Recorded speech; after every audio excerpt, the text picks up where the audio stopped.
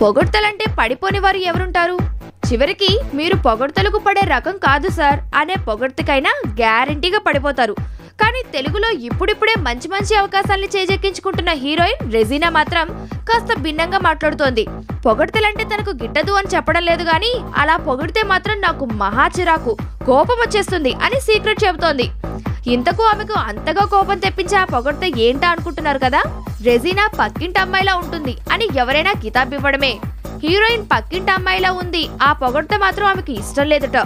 ఇటీవల కాలంలో రెజీనా పక్కింటి అమ్మాయి ముద్రను చేర్పేసుకోవడానికి చాలా హాట్ గ్లామర్ డాల్ గెటప్ లోకి మారుతూ ఆ ఫోటోలను తన సోషల్ నెట్వర్కింగ్ సైట్లలో తనే ప్రమోట్ చేసుకుంటోంది.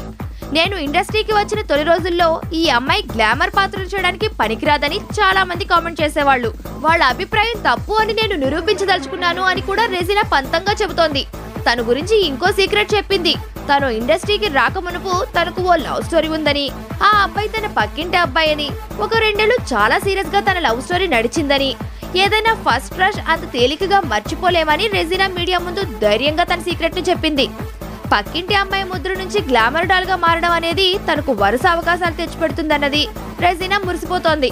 ప్రస్తుతం సాయి ధరమ్ తేజ్ తో సుబ్రహ్మణ్యం ఫర్ సేల్ చేస్తున్న ఆమె తర్వాత గోపీచంద్, మంచు మనోజ్ తోనూ చిత్రాలు చేయాల్సి ఉంది. ఆ తర్వాత మంచు విష్ణుతో 4వ సినిమా కూడా ఉన్నదట. ఇలా వరుస అవకాశాలు చాలా హ్యాపీగా ఉన్నాయంటోంది.